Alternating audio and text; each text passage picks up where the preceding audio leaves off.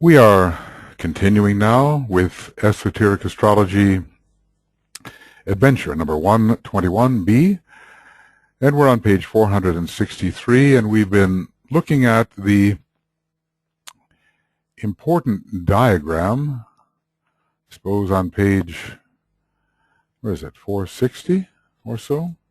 Yes.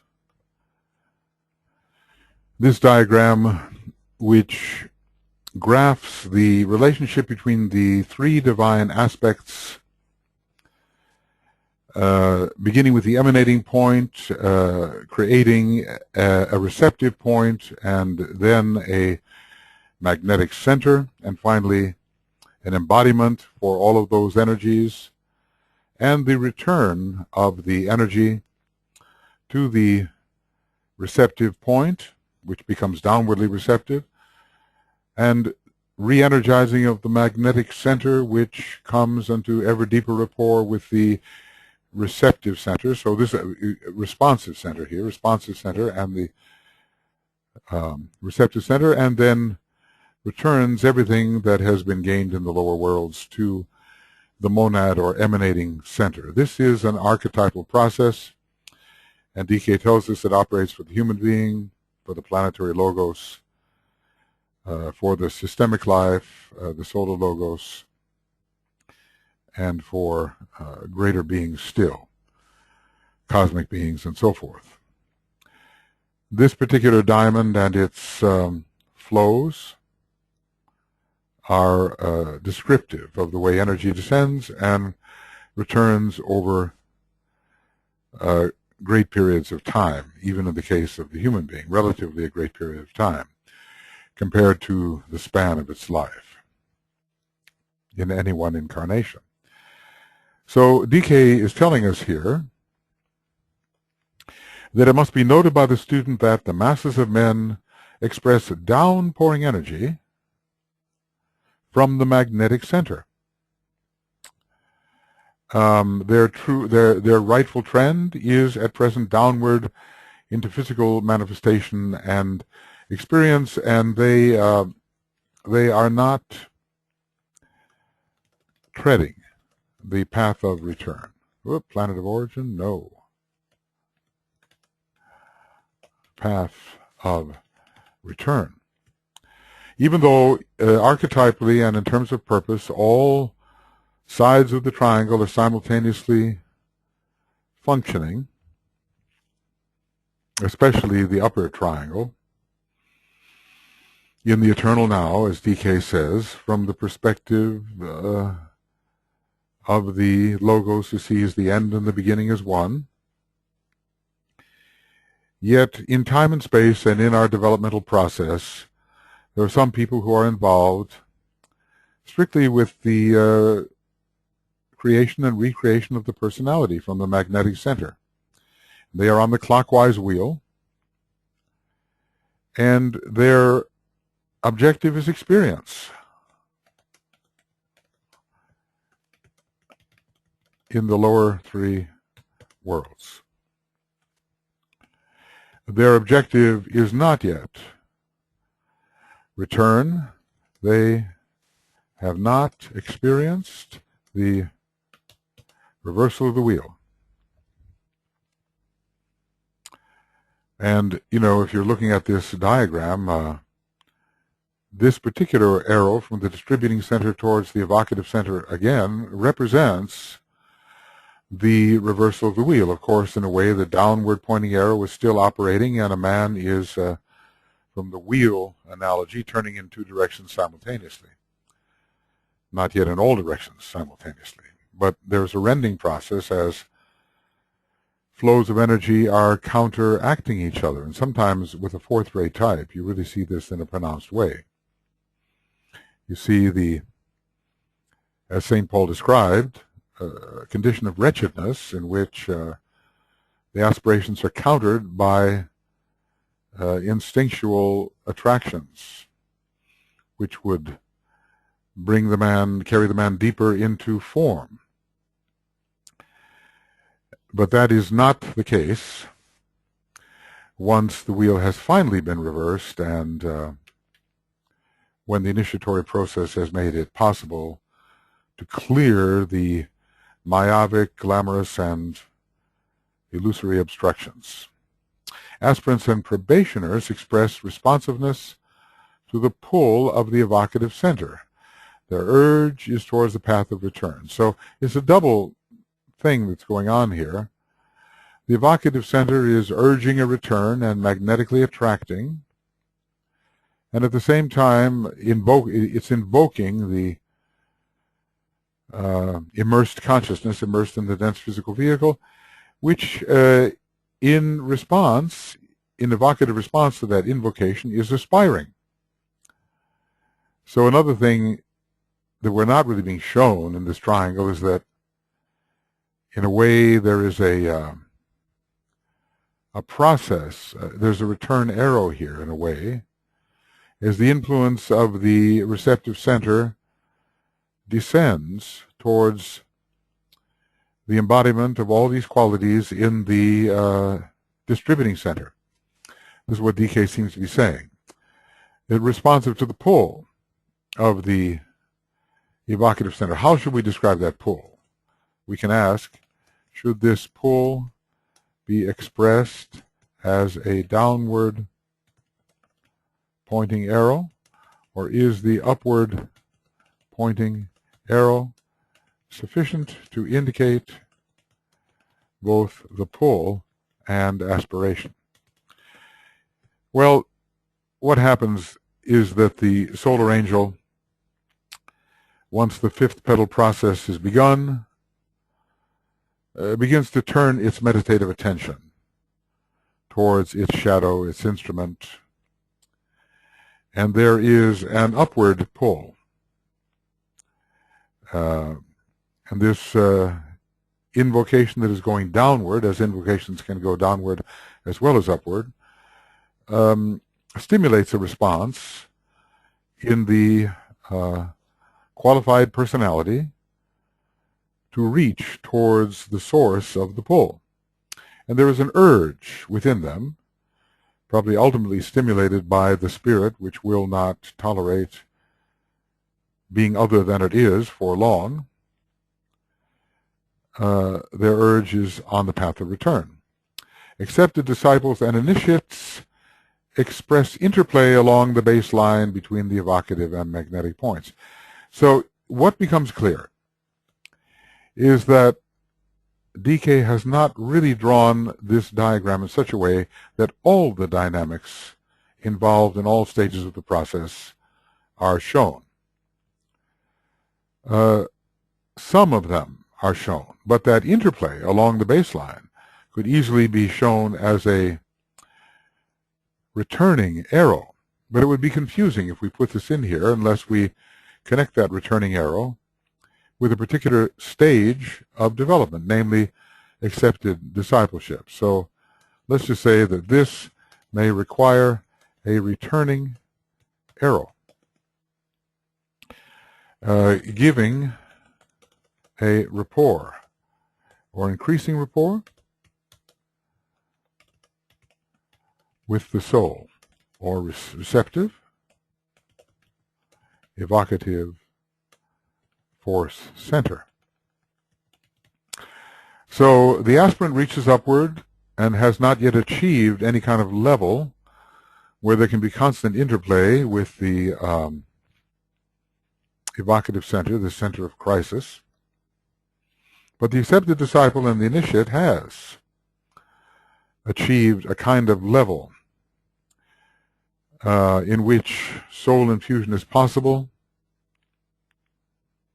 And as I said, the disciple per se is found at the magnetic point. The disciple. The disciple is different from the personality. The disciple is a point midway between the soul and personality. So the magnetic point, in a sense, becomes the disciple after there is sufficient development, and then that interplay exists along the baseline between the soul on its own plane and the soul-infusing personality, soul-infused personality who is the disciple. It's more the qualified mental consciousness which is here at work. It's an interplay on the plane of mind, in a way. That's what's happening here. It's almost like the higher mind and the lower mind, the higher three subplanes and the focus on the fourth subplane are interplaying at this particular stage.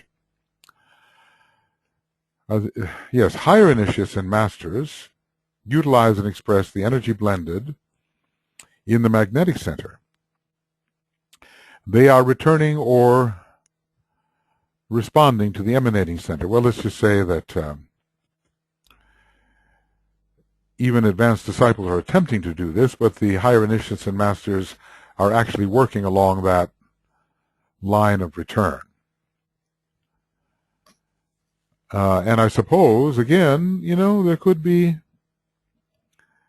another arrow which is not shown. If they were shown perhaps in color, maybe the color red descending, the color blue ascending, color green here descending, sort of a bluish color ascending, and maybe two blue arrows here on the baseline, red descending here as well. So the actual diagram is more complicated than we have it, than we see it, than is presented. So there is this blended magnetic energy, and what can we call this? This is soul infusion. The energy blended in the magnetic center. It is energy of the soul, and through the soul, some energy of the emanating center. Because the jewel in the lotus, which is part of the evocative, or let's call receptive center, comes from the emanating center. So there is, in soul infusion, there is some of the energy of the spirit, especially as that soul infusion increases. And then from that center, they will return to the emanating center. Now, what happens once the fourth initiation is taken? What is the magnetic center? Is it even needed? Or is there a body of fire somehow created out of what was the receptive center and the responsive center together? And perhaps this body of fire is basically the fiery body of the fiery worlds of the spiritual triad, and is sent into the lower worlds at will. I guess I could draw this, in some way. I wonder if there's not a point that is the emanating point, and then below it a triad of will, wisdom, and activity, or at least of Atma, Buddhi, and Manas, which generates, in reflection, a lower triangle. And eventually, as I say, it may simply be a straight line in which all the factors of the spiritual triad are found upon that line, and even they will be retracted into the monad at a certain point. Thus, the sixfold triangle, objective and subjective, is created, even though there are only apparently 4 points. So, in this arrangement, the sixfold triangle is seen as a fourfold diamond. The same points can have different functions. At first, the receptive center is simply that. It is a receiver, and it transmits what has been received. Later, it is one that calls upon what has been created below and calls for a return. At first, the magnetic center simply generates, under the impress of the two superior energies, a vehicle which can appear in the lower worlds. Later, that magnetic center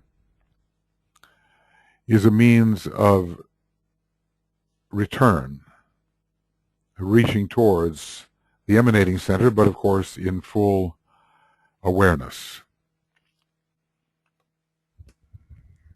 It will be, of course, obvious to you that it will not be possible to deal with all the various triangles. Oh, he's changing the subject now. Okay, so this is, in a way, you know, the end of this description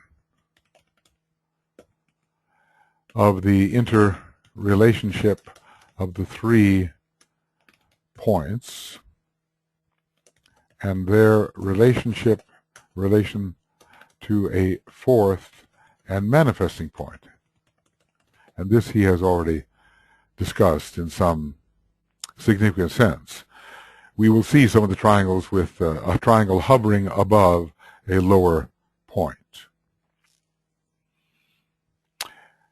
All right, so he's changing the subject a little bit, or at least carrying it, standing back for a moment and giving us a perspective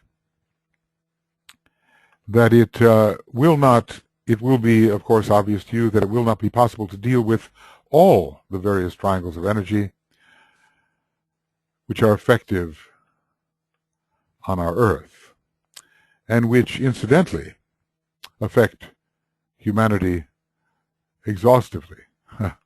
I guess what he's saying here is that Earth and its wholeness comes first, before the effect upon humanity. Their name is Legion. Many, many. But certain triangular relationships can be tentatively considered, because we cannot understand the whole of them, so we sort of touch upon them in a cautious manner. And their place in the planetary or the individual horoscope can be later worked out. DK is certainly planting the seeds here for greater realization. And in time and space and under Saturn in sequence, what the seeds can grow and the suggestions can be applied. They can be seen to be working out. In the new astrology, which will be that of the soul, eventually of the soul on its own plane, and certainly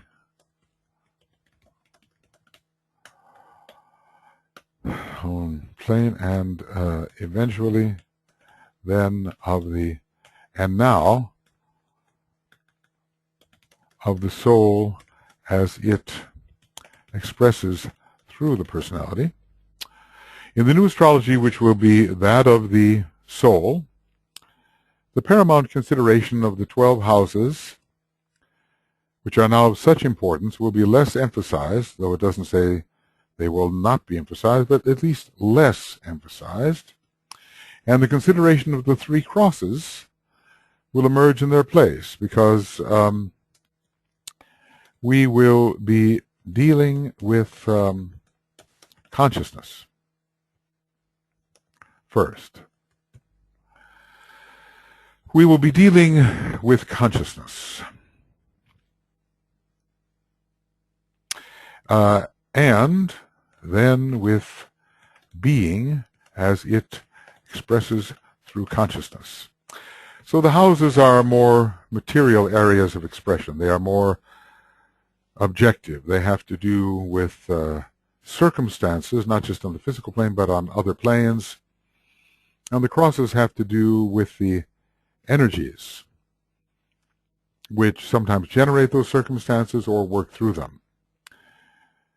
These 3 crosses make together 12 arms, and it is the energy flowing through the 12 arms and their place in the soul horoscope which will assume the major importance. And already there are some very good astrologers who are working in this way. Let's see if we can. No, that's not going to allow me to do that. We have Stephen Pugh, who is one of the pioneers here in the charts of the crosses. We have Nicholas Nillen and others who also emphasize the crosses. The full way of understanding the crosses is not yet given to us. That's pretty clear. But at least we can begin to think in terms of energies rather than of the forms which attract and contain and sometimes entrap those energies. He says, this I will enlarge upon when we take up the theme of the three crosses. The 12 houses concern the personality, and even if they relate to the astral body to a degree and to the mental plane to a degree, those subtler factors are still aspects of the personality. So just because the thing is more subtle than the material realm, it doesn't mean it doesn't belong to the personality. The 4 arms of the 3 crosses concern the soul. And it is these 12 and their appearance in the horoscope, or their failure to appear, which will govern the horoscope of the soul.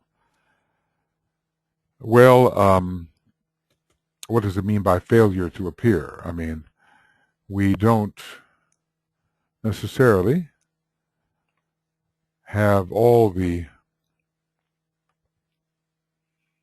It's difficult to have all of the different signs available.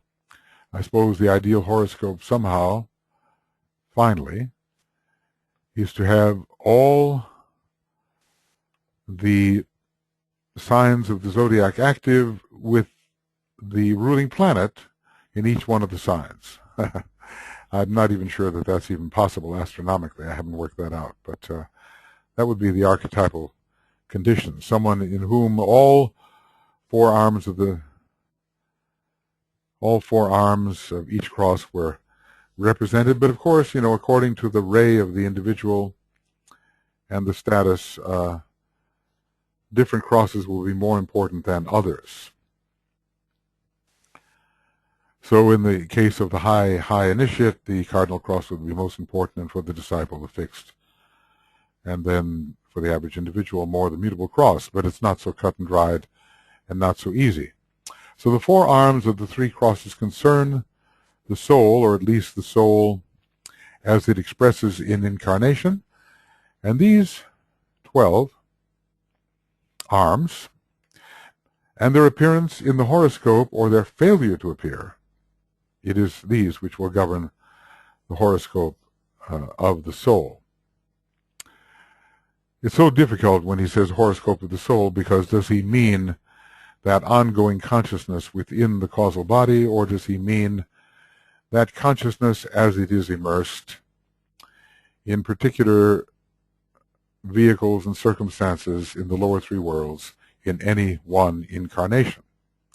As I've sometimes said, what do? Do we go back to the very moment of individualization and determine the horoscope of the soul?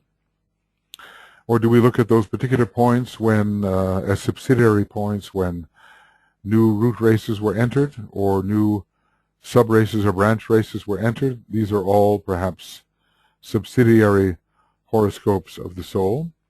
But maybe when the descending monad, the moment when the descending monad found its causal vehicle, or stimulated the creation of that vehicle, maybe it's from there that we would measure the horoscope of the soul. Right now, I don't think that's practical for us. What is practical is to understand how the soul is attempting to work out within the various personality vehicles, and what impulses and energies and forces which we experience have their origin in the soul and its intention, and which are those that are strictly arising from within the personality. All four influences of the three what? Permanent, of the three crosses. This must be something that was inserted at some time. I'm not sure what this means. All three influences of the three, permanent atoms, the three. Well, I'm not sure about this there. All the four influences of the three crosses will be found present in the chart of the master. And I'm just going to erase this other factor. And I would say whether or not there are planets in each arm of the cross, of each cross. Because right now, as we consider planets, it's unlikely that there will be tenanted each arm of the cross with a significant planet. I mean, when it comes to asteroids and planetoids and lesser bodies, I'm sure we can all find something in each arm of the cross, but those factors are really subsidiary compared to that of the major 10 or even 12 planets eventually.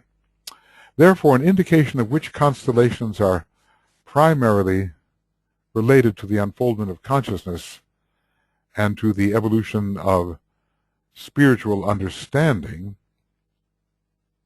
is of significant use here. And by constellations, I assume he means zodiacal in this context. And there are some apparently primarily related to the unfoldment of consciousness, and others and to the evolution of spiritual understanding. I'm remembering when he talked about the 7 constellations between Cancer and Capricorn, including Capricorn. He also referred to 5 particular constellations just a little while ago. They included Pisces and Capricorn, sort of moving backwards. I think Scorpio, and I suspect it was Leo and Cancer.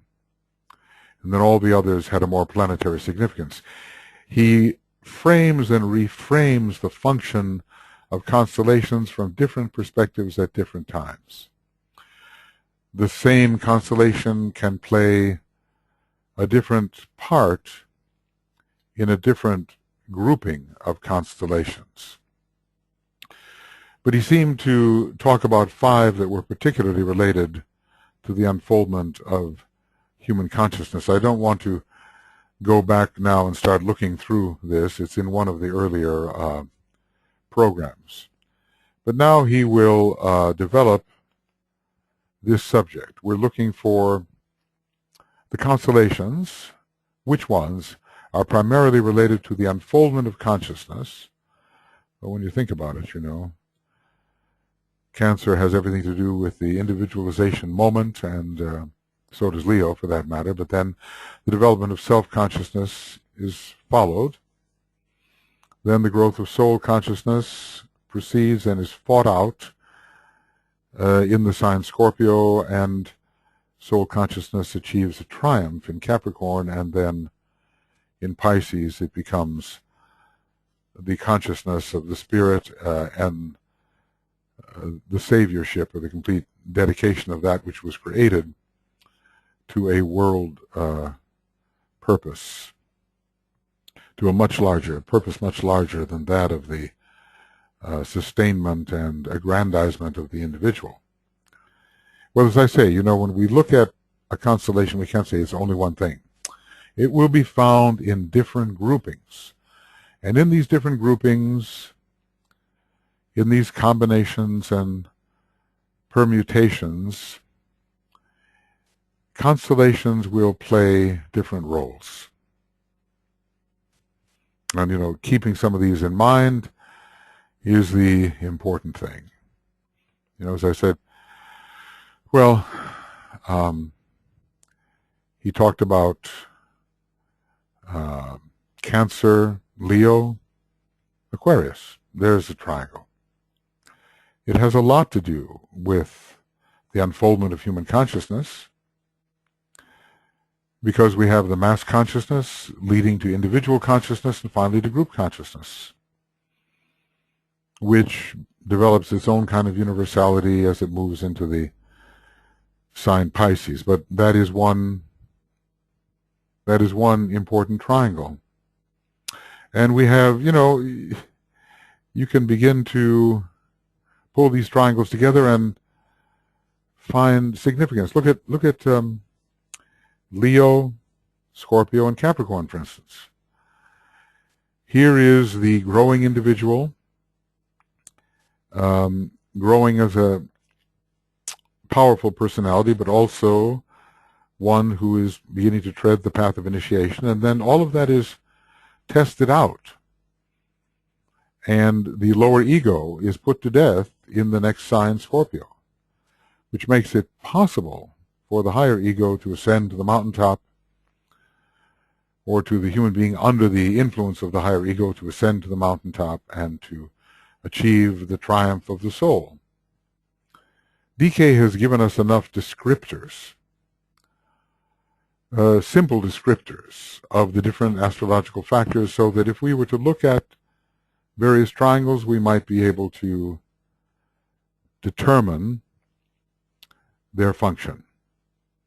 Now, of course, we'd have to revolve the different points, but what we would be most interested in is the final function, what they are meant to produce after all of the changes have occurred. Really a fascinating subject of the cooperation of high entities who are moving the entire planet and other receptive centers towards their fulfillment. The zodiac of constellations helps to move the planets along, but it also helps to move the local stars along as well, just like the 12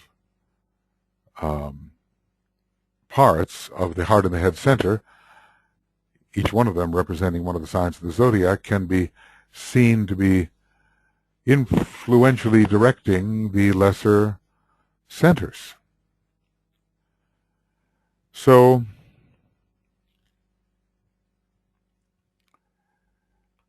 we have a tremendous microcosmic interplay, which is reflecting the greater macrocosmic interplay. And we have to study each constellation of the zodiac. Let's see if from a number of angles, because its function will constantly change depending upon the grouping in which it is being considered. As I said once long ago, in the days when one could maybe dictate into some sort of machine, which looks very unwieldy now compared to what we have. I used to take long walks and even runs and so forth, and list all the triangles, or at least I got started listing all the triangles in the zodiac. Like I say, Aries, Taurus, Gemini, Aries, Taurus, Cancer, blah, blah, blah, and so forth, and so forth. And try to see their significance. Now, obviously, I was guilty of not attending to the most important triangles, but just trying to see what the diversity might indicate. When it comes to planetary interrelationships, we also have some that are more important than others, but every planet will find its place in relation to combinations of two other planets, no matter what those other two may be. Within our solar system, it's a group entity, and the lives within the solar system are major lives are the planetary lives, and they do have a complete interrelationship with the other beings, the other planets, two at a time. The major cosmic triangles work primarily through 6 constellations at this time. And again, at this time, the cosmic constellation and the 2 zodiacal energies focus through a particular planet, using it as a transmitting agency to the Earth. Now, I think this will have to take us to page 465, where we will see the figure that is being discussed. Aha, an important one. Now it seems that I cannot excise this figure. I don't know the means of doing it, but you will notice that this this triangle, the major triangle and the subsidiary triangles, are very much the same as what we have in the tabulation on page 50. Tabulation number 3, and they are not listed in the same order. Here they're, interestingly enough, the order has changed, because Sirius and the Great Bear are seen as the vertical aspect, and the Pleiades are found off to the right, and we'll look at that in just a minute, but everything else is pretty well the same. So we'll go back here to page 465. We'll look at the figure. Sirius is at the top, interestingly enough. The Pleiades seem to be assuming this position at the point. I think the way the graphics are, they've done what they can to make it neat and readable. The Great Bear is on the bottom, and perhaps this is a triangle in rotation. In the tabulation I just showed you on page 50, the Great Bear comes second in order, and the Pleiades third. The constellations, zodiacal constellations through which the working occurs are the same. Sirius works through Cancer and Capricorn, which are the 2 gates, and have to do both with the individualization process and with the initiation process. And Saturn is the ruler of Capricorn and is the distributing planet here. The Pleiades in the second place now, but, outside in a way of the alignment, the direct alignment between Sirius and the Great Bear, because that is how it looks. A Sirian and Great Bear alignment, the second aspect on the first. Sirius represents the second aspect, the Pleiades generally the third, and the Great Bear the first. Yes, we are told that the Pleiades do work through Gemini and Sagittarius. I believe, let's take a look here quickly and see how this works. Sirius works through, yes. And Pleiades for Gemini, Sagittarius, yes. And the Great Bear through Aries and Libra. And the Sun is veiling Vulcan here. So we'll go back to 465.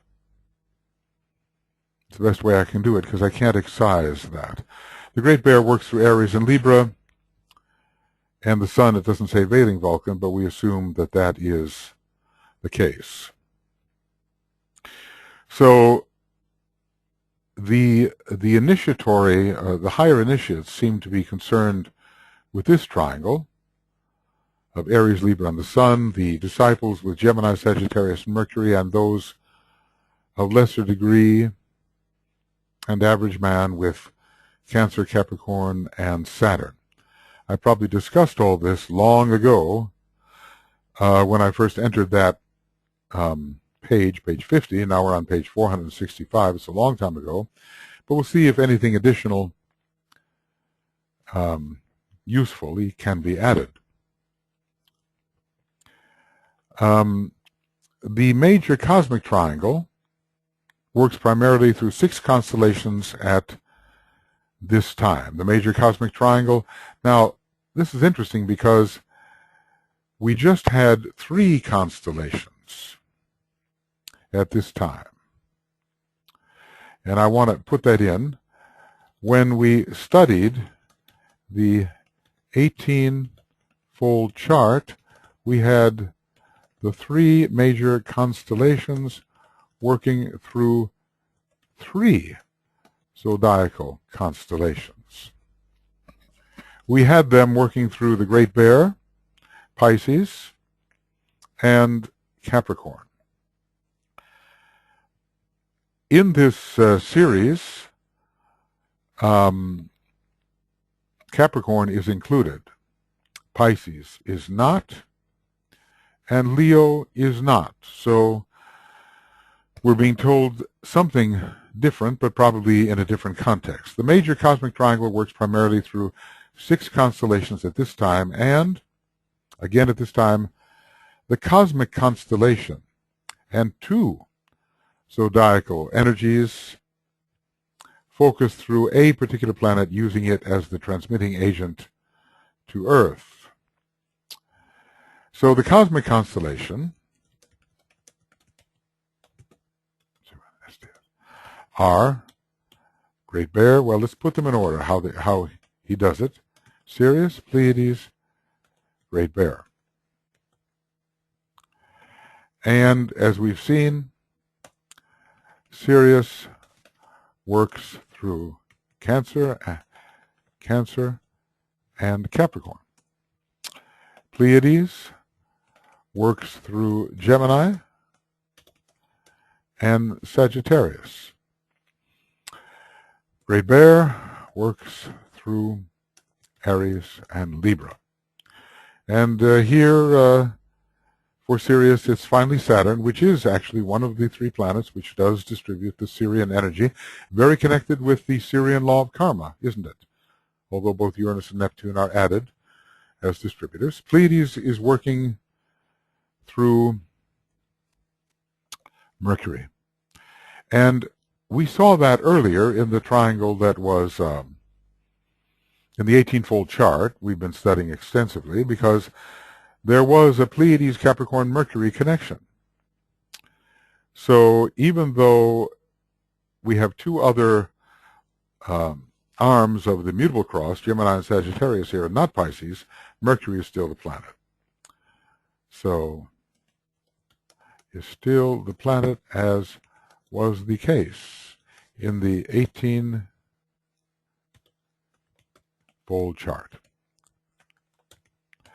And Sirius was working through Uranus, but now Saturn is here, and the Great Bear was working through Leo, and now is working through another one of those signs in which the Sun is powerful, Aries, and is polar opposite Libra, with the Sun veiling Vulcan on the first ray and carrying the first ray from the Great Bear. And this is the figure, which I cannot transpose into the working text, but we can go back and forth, and if you want to study it, just freeze your screen, just put it on pause, and you can check this out. And obviously, there is a triangle between Saturn, Mercury, and Vulcan, isn't there? And we have a sixfold relationship, which may end up generating one of those seals of Solomon, one of those 6-pointed stars, and a triangle over here. So 4 triangles are found here.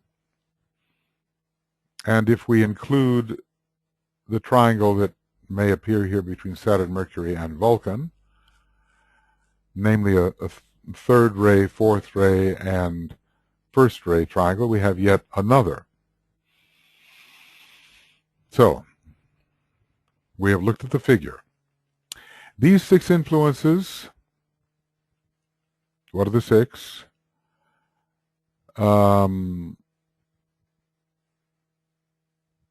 Yes, 6 constellations.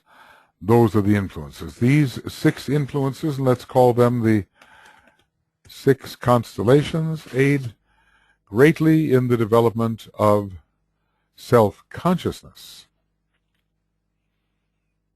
and later later that of spiritual consciousness. One of them is a subjective, 2 of them are subjective constellations, Aries and Gemini, and are preparatory to incarnation. Capricorn, a sign of initiation, Sagittarius of aspiration, leading to real initiation, Libra, a sign of decision, but also a sign connected with Shambhala and with consummation. Both Aries and Libra can be directly connected with Shambhala. Libra is the royal road into Shambhala, sort of a sign which rules the central path of Sushumna, and there is a connection with Shambhala, Aries, Pluto, Shambhala. But here we have actually Vulcan instead. Okay, so they aid greatly in the development of self-consciousness, ambition in Capricorn, and one-pointed effort in Sagittarius, integrating effort, and later spiritual consciousness in the man who succeeded in reaching the point of reorientation upon the great wheel, and we might say that then after the 5th petal is organized and stimulated, or stimulated and organized. I deal not here with the personality influences, inclinations and determinations as they appear in the chart of the ordinary man. So we have to realize what we're leaving out of the picture. I deal with the influences and with those determining energies which pour upon the man who is on the path of return to the center of his life, at first the soul, and therefore with the final 3 stages upon the path of evolution, path of aspiration, path of discipleship, path of initiation, and the path of initiation. Okay, and now we will examine closely what these forces actually are and how they work. And here we're entering more deeply into the process than we did before. The Cancer-Capricorn-Saturn triangle, which is an expression of Sirian energy, enable the aspirant, this is who we're concerned with, to tread the path of purification and of probation. Well, there is much testing under Saturn, and Sirius is the one who, as it has been said, makes the mundane holy.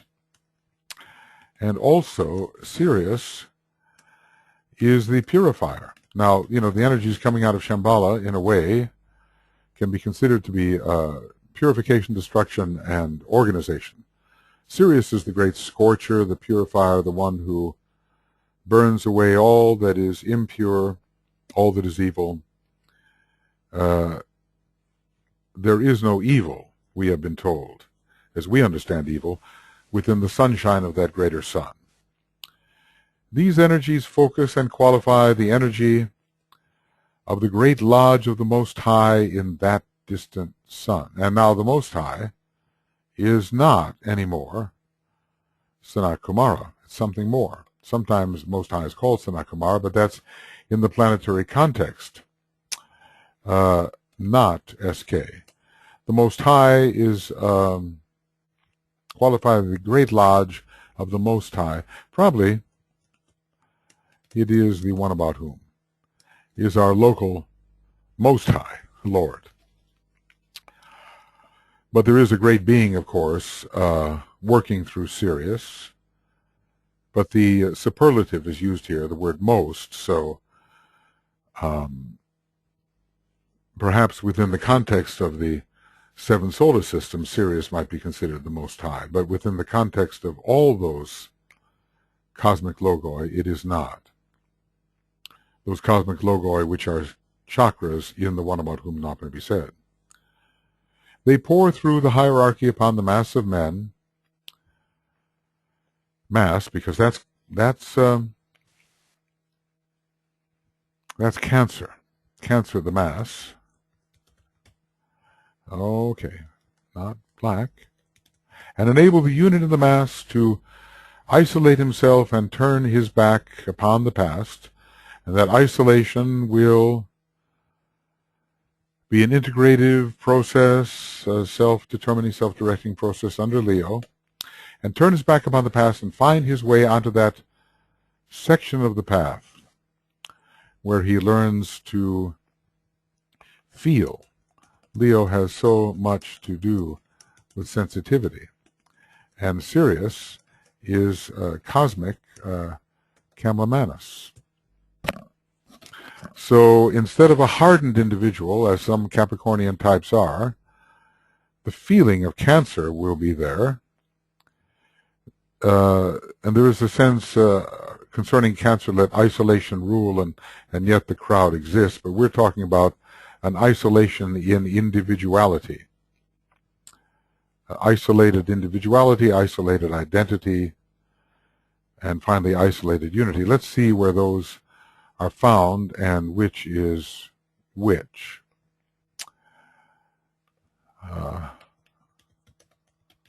Identity. Isolated identity. And I oftentimes get things confused. Which starts it? I know isolated.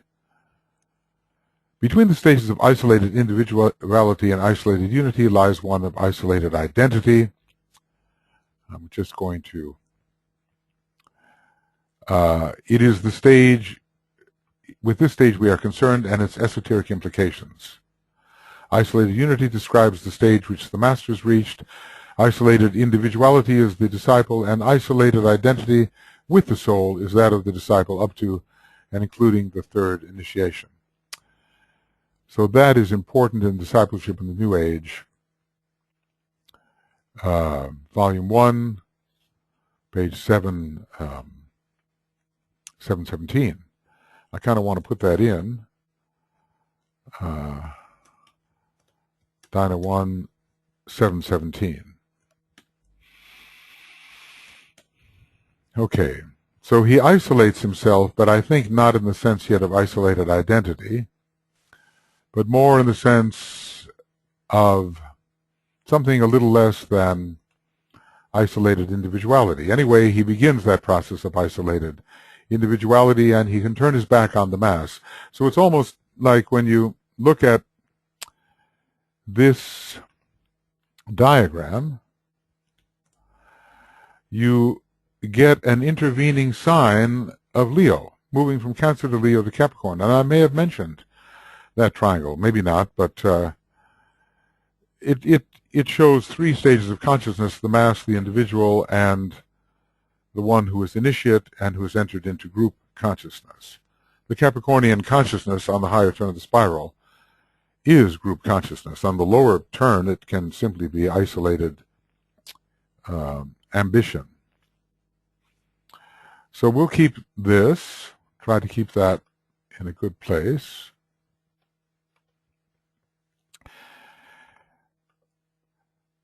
So these energies focus and qualify the energy of the Great Lodge of the Most High, right? They pour through the hierarchy upon the mass of men.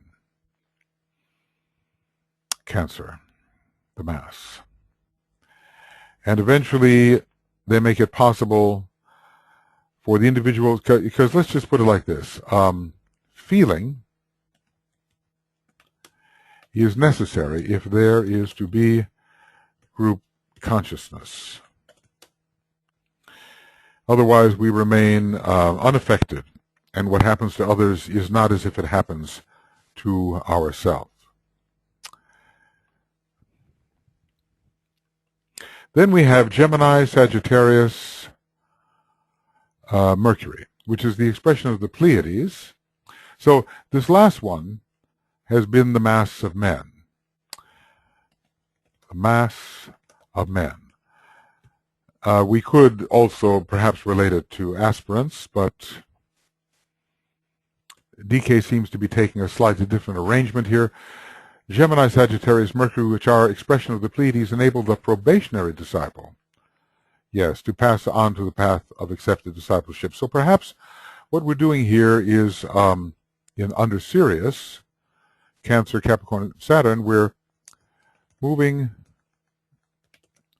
from the personality consciousness of the mass into probationary discipleship. Now we have probationary discipleship. We're going to move on to accepted discipleship. Interesting enough that Mercury, that's not it. Interesting enough. I'll put it over here. No, it's not working. So I guess what I have to do is do it that way. That Mercury is a planet of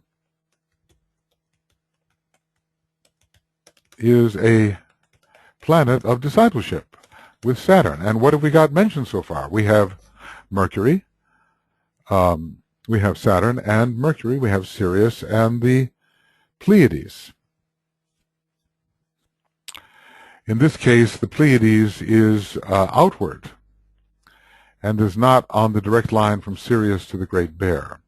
Sirius then is interestingly playing a kind of monastic role here, with the Pleiades playing the second aspect role, and the Great Bear the first aspect role. And that's reasonable enough, because the Pleiades does have a great deal of cosmic booty working through it, coming from the dragon. And, like I said on page 1162 of Cosmic Fire, there's this discussion of cosmic booty related to the Pleiades. In this particular case, it seems to be not upholding the third aspect position, but Sirius, in its more monastic quality, which it does have through its fifth ray, is upholding the more mental position, and the Great Bear the will position. And that's why they're in a line here with each other, with the soul off to the side, which the Pleiades at this point represents. Interesting how everything is in mutation, everything is in fluctuation.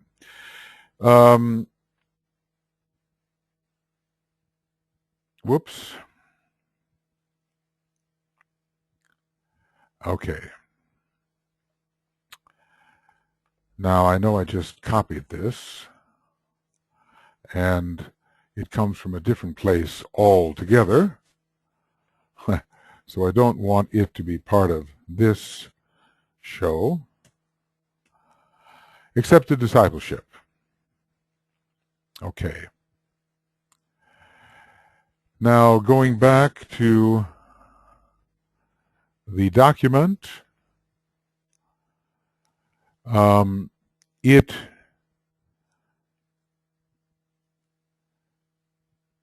ends with where he learns to see. And it begins with Gemini, Sagittarius, and are the expression of the Pleiades. And after the word accepted discipleship, we have, I just want to separate this, the relation of the mother aspect. That's it. Okay. We'll find that. Sorry for the little delay here. Here it is. And I'll make this other thing, smaller. And like that. And I'll give it a different color altogether so we will not get confused. All right. Give it a little green. So we were in Dyna 1, 717. The relation of the mother aspect is embodied in the Pleiades, and of the Christ child, hidden within the form of the personality, is realized. Interesting, there are these dualities that come in with Gemini, the mother and the Christ child, the two types of twins. Or we can even say that the the Christ child is more Geminian, and the Sagittarius is more related to the third aspect of divinity, but that interconnection is realized by the disciple, and the interplay between them is realized under Mercury. The spiritual man institutes the process of initial identification with the spiritual entity on its own plane. So is moving towards soul consciousness. The little self begins to react consciously and with increasing frequency to the higher self. So let's call this Geminian interplay and Mercurian interplay. The man presses forward on that path wherein he learns to see. Well, that is such a Sagittarian statement, a strongly Sagittarian statement. Pressing forward and learning to see and traveling the path, all of that has to do with Sagittarius. So in this case, the Pleiades are not simply regarded as something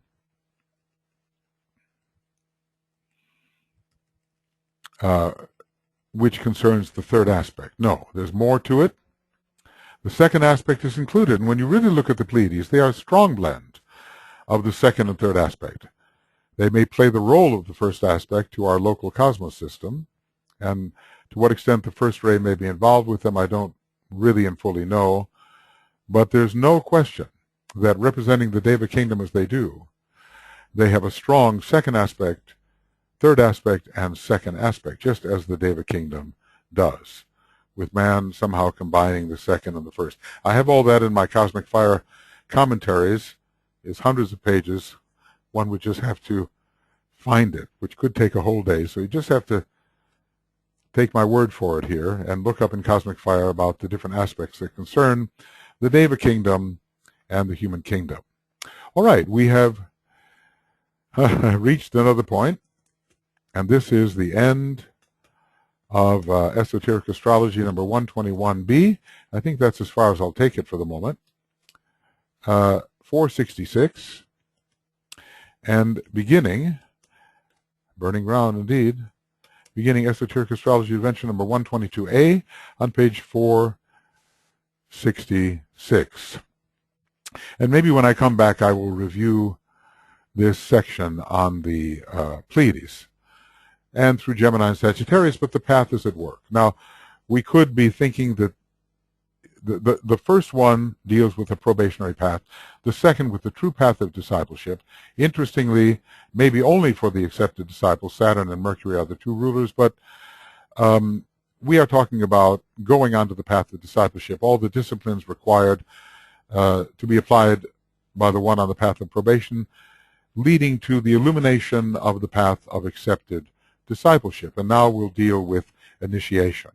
So I'll come back and I will review that in Esoteric Astrology Adventure number 122.